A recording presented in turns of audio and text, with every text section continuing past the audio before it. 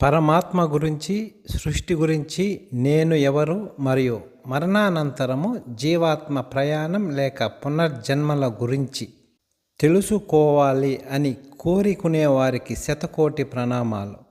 మహాభారత యుద్ధ ప్రారంభానికి ముందు దుఃఖితుడైన అర్జునుడికి శ్రీకృష్ణ పరమాత్మ ఉపదేశించిన ఈ భగవద్గీత భూమిపై ఉన్న ప్రతి మనిషికి మహోన్నతమైన మార్గదర్శకము.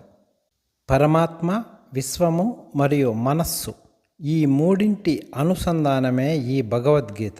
కావున శ్రీకృష్ణ పరమాత్మ ఈ భగవద్గీతను నీకే ఉపదేశిస్తూ ఉన్నాడు అనే దృఢమైన భావముతో నీవు ఈ భగవద్గీతను అర్థం చేసుకోవాలి. అనంతమైన పరమాత్మలో అణుమాత్రంగా వ్యక్తమై ఉన్న సమస్త చరాచర జగత్తులో ఉన్న మానవులు కూడా పరమాత్మ స్వరూపులుగా భావించి నాలో ఆధ్యాత్మిక అహంకారము అణుమాత్రము కూడా లేకుండా ప్రతి ఒక్కరిని చేతులు జోడించి నమస్కరించి వేడుకుంటూ ఉన్నాను. ఈ వీడియోలో శ్రీకృష్ణ పరమాత్మ సమస్త మానవాళికి కూడా విముక్తి కలిగించే భగవద్గీత సారాంశము అయిన ప్రతి అక్షరము, ప్రతి పదము, ప్రతి మాట కోహినూర్ వజ్రము కన్నా చాలా గొప్ప విలువైనదిగా భావించి మీరు ఈ వీడియోలను పూర్తిగా అర్థము చేసుకొని మోక్ష మార్గమునకు చేరడమే కాకుండా ఈ వీడియోలను ప్రతి ఒక్కరికి మరియు వీలైనంత ఎక్కువ మందికి ఈ వీడియోలను షేర్ చేసి ఈ ఆధ్యాత్మిక మహాయాత్రలో మీరు కూడా భాగస్వాములు కావాలని వేడుకుంటున్నాను. 6వ అధ్యాయము ధ్యాన యోగము. ధ్యానము ద్వారా యోగులు తమ మనస్సును ఆత్మలో విలీనం చేయటానికి శ్రమిస్తారు. భగవత్ ప్రాప్తి కోసం ప్రయాసపడే వ్యక్తి ఎప్పుడు చెడుపోడు అని శ్రీకృష్ణ పరమాత్మ హామీ ఇస్తున్నాడు. ఫలాపేక్ష లేకుండా కర్తవ్య కర్మలను అంటే చేయవలసిన విధులను చేసిన వారే నిజమైన సన్యాసులు, యోగులు. అంతేకాని అగ్నిహోత్ర యజ్ఞం వంటివి చేయటం ఆపివేసిన వారు లేక శారీరక క్రియలు త్యజించిన వారు కాదు. సన్యాసము అని అందరూ అనుకునేది యోగము కంటే వేరైనది కాదు. ఎందుకంటే ఎవ్వరూ కూడా ప్రాపంచిక కోరికలను త్యజించకుండా యోగి కాలేరు. నీ మనస్సు యొక్క శక్తిచే నిన్ను నీవు ఉద్ధరించుకునుము. అంతేకాని నీ మనస్సును పతనము చేసి నీవు పతనమైపోవద్దు. ఎందుకంటే నీ మనస్సును ఆత్మలో విలీనం చేస్తే నీవు పరిపూర్ణమైన వ్యక్తివి. లేదా నీ మనస్సును ప్రాపంచిక కోరికల వైపు నడిపిస్తే నీ మనస్సే నీ శత్రువు. మనిషికి నాది, నేను అనేవి నశించినప్పుడు మనస్సు ఆత్మలో లీనం కావడానికి సులభమవుతుంది. మనస్సును ఆత్మలో విలీనం చేసిన యోగులు శీతోష్ణములు, సుఖ దుఃఖములు, మానావమానములు వంటి ద్వంద్వములకు అతీతముగా ఉన్నతమైన స్థానంలో ఉంటారు. ఇటువంటి యోగులు ప్రశాంతతతో భగవద్భక్తి యందు స్థిర చిత్తముతో ఉంటారు. జ్ఞాన విజ్ఞానములతో మరియు విచక్షణతో తృప్తి నొందిన యోగులు ఇంద్రియములను జయించిన వారై అన్ని పరిస్థితులలో ప్రశాంతంగా ఉంటారు. ఇటువంటి యోగులు మట్టి, రాళ్ళు మరియు బంగారము వీటన్నిటినీ ఒకే దృష్టితో చూస్తారు. శ్రేయోభిలాషులను, మిత్రులను, శత్రువులను, సాధువులను మరియు పాపులను యోగులు నిష్పక్షపాత బుద్ధితో చూస్తారు. మిత్రులు, సహచరులు మరియు శత్రువుల పట్ల సమబుద్ధితో ఉంటూ శత్రువుల బంధువుల పట్ల తటస్థంగా మరియు పుణ్యాత్ములు, పాపాత్ముల పట్ల పక్షపాతం లేకుండా ఉన్న యోగి మానవులలో సర్వశ్రేష్ఠుడిగా పరిగణించబడతాడు. యోగ స్థితిని పొందగోరేవారు ఏకాంతంలో ఉండాలి. నియంత్రించబడిన మనస్సు శరీరముతో కూడిన కోరికలను, భోగ వస్తువులను త్యజించి నిత్యము భగవద్ ధ్యానములో నిమగ్నమై ఉండాలి. యోగాభ్యాసము చేయునప్పుడు పరిశుభ్రమైన ప్రదేశములో ఆసనము తయారు చేసుకోవాలి. దీనిని దర్భ, జింక చర్మము లేదా ఒక వస్త్రమును ఒకదానిపై మరొకటి వేసుకోవాలి. ఈ ఆసనము మరీ ఎక్కువ ఎత్తులో ఉండకూడదు లేదా మరీ తక్కువ ఎత్తులో ఉండకూడదు. దానిపై స్థిరముగా కూర్చుని ఒకే ఏకాగ్రత గల ధ్యానములో అన్ని ఆలోచనలను కార్యకలాపాలను నిగ్రహించి యోగి తన మనస్సుని పరమాత్మలో లీనము చేయడానికి పరిశ్రమించాలి. అతను శరీరమును, మెడను మరియు శిరస్సును స్థిరముగా ఒకే క్రమములో ఉంచి కళ్ళను అటు ఇటు తిప్పకుండా కనులు మూసి దృష్టిని భ్రూమధ్యమునందు కేంద్రీకరించాలి.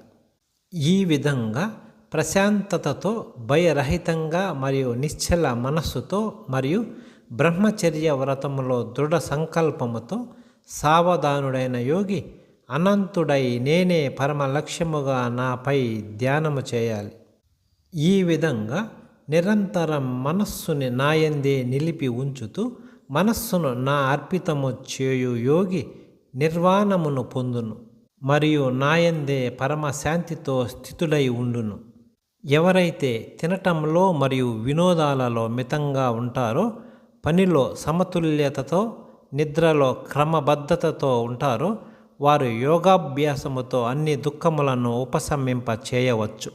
వారు పరమశ్రేష్టమైన ఆత్మయందే లగ్నం చేస్తారు.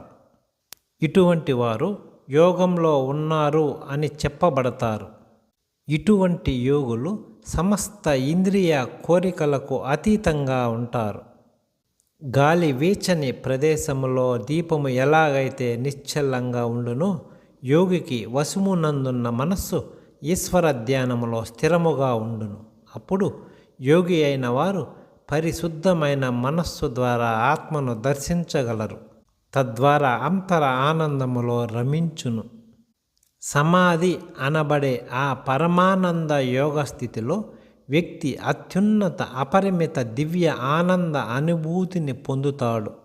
ఈ విధమైన స్థితిలో ఉన్న వ్యక్తి నిత్య పరమ సత్యము నుండి ఎన్నటికీ విచలితుడు కానే కాడు. ఇటువంటి దివ్య స్థితిని పొందిన తర్వాత మరింక ఏది ఇంతకంటే గొప్పది కాదు అని భావిస్తాడు.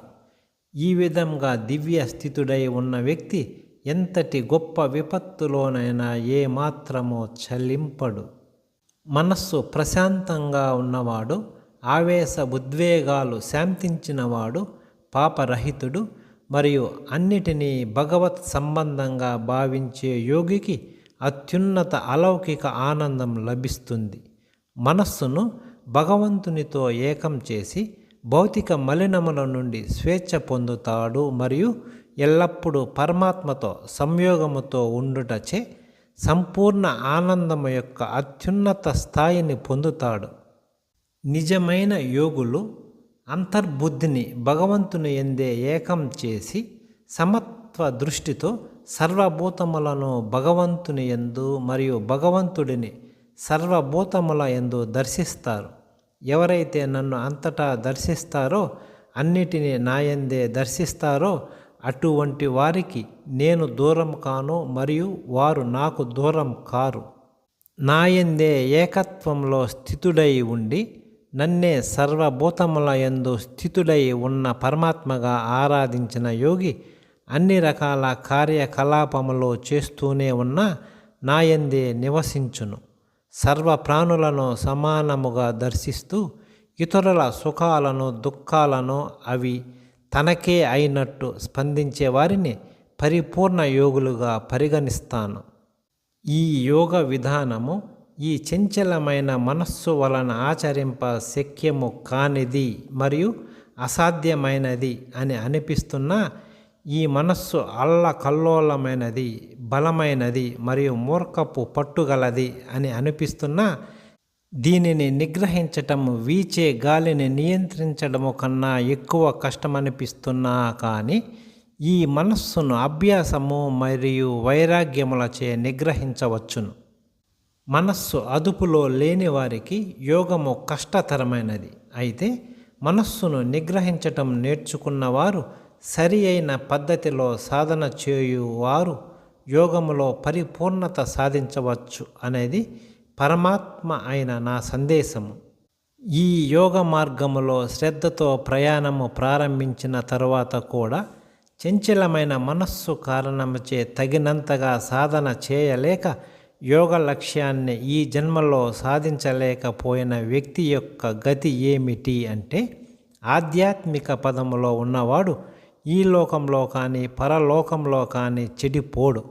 భగవత్ ప్రాప్తి కోసం ప్రయత్నం చేసేవాడు ఎన్నటికీ దుర్గతి పాలు కాడు. యోగ భ్రష్టులైన వారు అంటే ఈ జన్మలో యోగములో సాఫల్యత సాధించలేకపోయిన వారు పుణ్యలోకాలకు వెళతారు.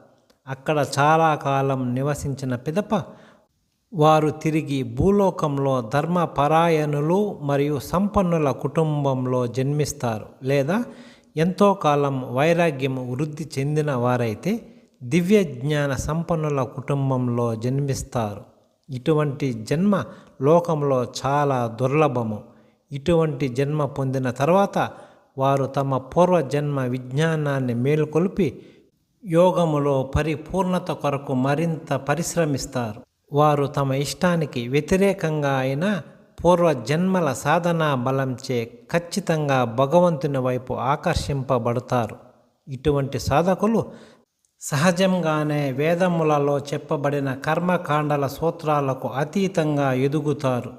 అనేక పూర్వజన్మల నుండి సంపాదించుకుంటూ వచ్చిన యోగ్యతలతో ఈ యోగులు ఎప్పుడైతే మనఃపూర్వకంగా మరింత పురోగతి కోసం శ్రమిస్తారో అప్పుడు వారు ప్రాపంచిక కోరికల నుండి పవిత్రమై ఈ జన్మలోనే సిద్ధి పొందుతారు.